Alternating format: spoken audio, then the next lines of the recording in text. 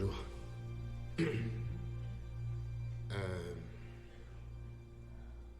Un petit garçon est venu me voir. Et il a dit, « Monsieur, pourquoi tu détestes le football ?» J'ai dit, « Je ne déteste pas le football. » Il a dit, « Si, mon père dit que tu détestes le football. » J'ai dit, « Dis à ton père de venir me voir. »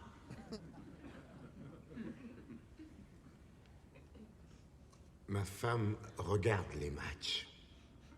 Et elle pousse des cris. Et elle se met à bondir. Elle me fait souvent sursauter. Mais à travers son regard, je peux voir la beauté. Et la grâce. La puissance. Je lui ai dit que j'aurais aimé ne jamais avoir rencontré Mike Webster.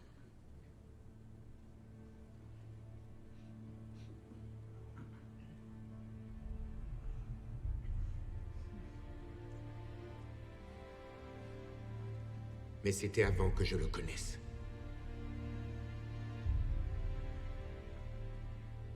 Il m'a offert un cadeau somptueux. Un cadeau dangereux. Celui du savoir. Quand un homme est soldat, il sait qu'il y a des risques. Il peut être blessé, ou même être tué. Mais quand un homme est un joueur de football, il sait qu'il peut se casser une jambe ou un bras. Il ne sait pas qu'il peut perdre la raison, sa famille, son argent, sa vie. Ils doivent tous savoir.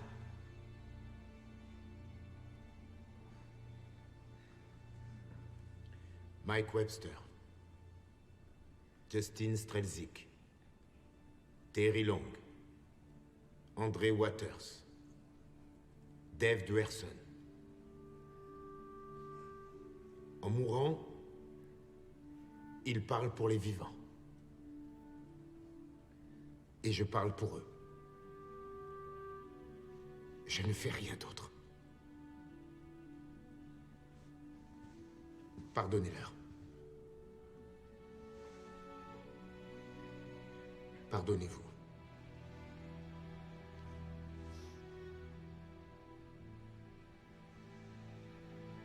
Soyez en paix.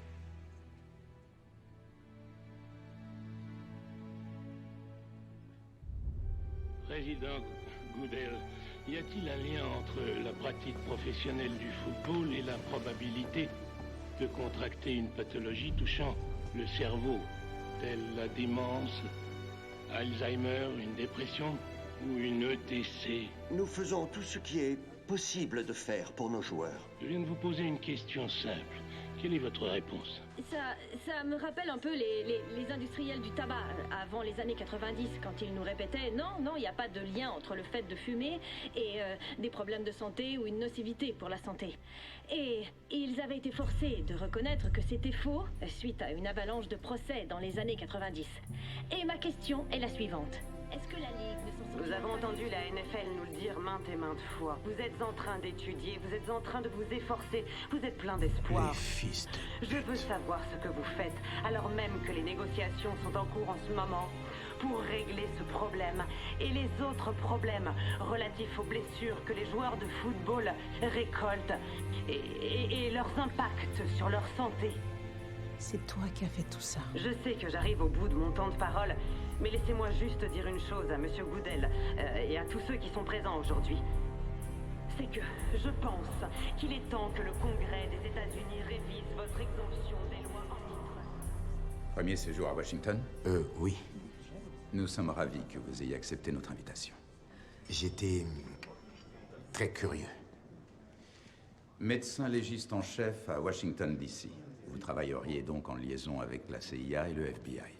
Et tout gouvernement étranger demandant l'assistance de notre gouvernement. Vous seriez le médecin légiste référent de l'Amérique. Sans obligation de porter une blouse ou de pratiquer des autopsies. Vous êtes au-delà de tout ça maintenant.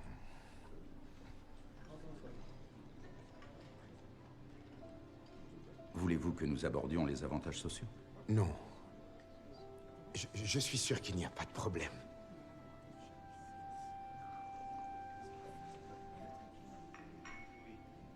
Nous savons tout ce que vous avez fait, Docteur O'Malley. Vous êtes l'illustration parfaite de ce que signifie être américain. Votre place est ici avec nous, dans la capitale de la nation.